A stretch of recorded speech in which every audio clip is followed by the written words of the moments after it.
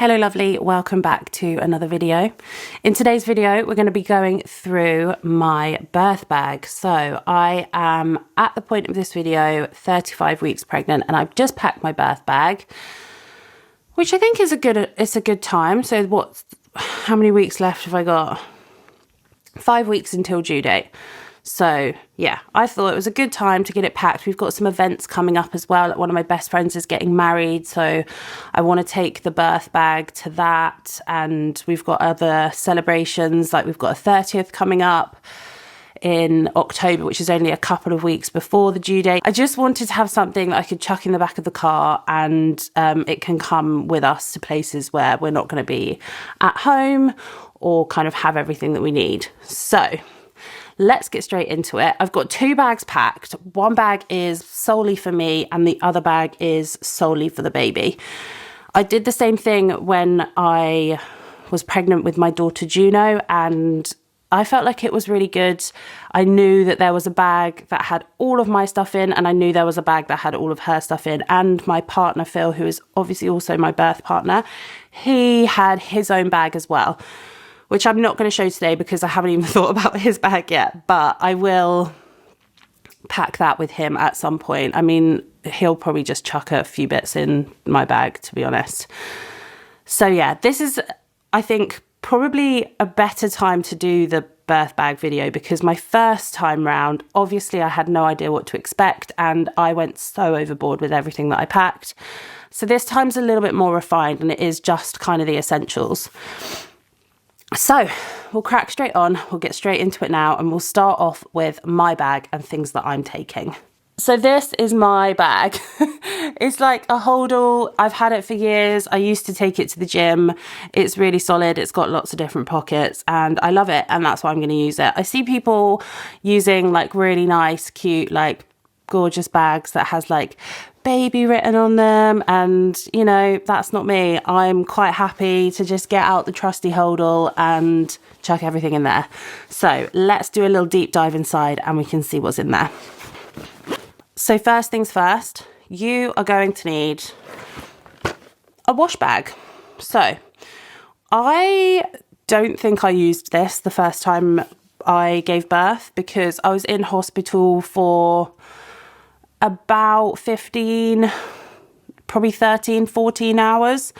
And I was just so in the bubble that I didn't even go for a shower, or I think I might have brushed my teeth, so maybe I did use it, but I didn't go for a shower or wash my hair or anything that I thought I would do. So this time round, I haven't got shampoo, conditioner, anything like that. I've got just the normal like face wash, toothpaste, toothbrush, mini mouthwash, that kind of stuff, because I feel like when you've just given birth, you do kind of want to freshen up a bit. It's really interesting that even though like I gave birth in the water, and obviously like at the end of that you're bleeding, so you're kind of like bleeding in the water and you're like not messy, you're not covered in blood, but obviously you're not clean. But at no point did I feel like I wasn't clean. I just didn't even think about it. You don't think about it at all. I had a really nice shower when I got home that evening. But yeah, that's basically what I'm saying is I'm not going. Last time my wash bag was like 3 times the size of this. I had a full size shampoo and conditioner. I had a hairbrush. I had hair products. I took makeup in case I wanted to like put a bit of makeup on. No, that's not happening this time round. This is a very small wash bag and it's got literal bare essentials in it. Next up is another small little bag. This one I actually got as a present from my first pregnancy. It says baby mama on it. It's really cute. It's from the My Little Cocoa company, and it had some like really useful things in it, like a little balm that you can use. It's called like My Everything Balm. You can literally use it for everything. But this time around I've got my kind of like, let me check. Yeah, kind of like essentials, like breastfeeding and like healing essentials. So I'll just show you quickly. I've got these reusable breast pads, which I found really handy once I'd had Juno. Rather than using disposables as well, it was really nice to use reusables, and you just chuck them in the wash and they're good to go again. So I'm going to take 4 of those. Also, if you haven't had a baby before, or you have, but you didn't use this last time, I really recommend it. It's called Spritz for Bits, and it literally is what it is, says what it is on the tin.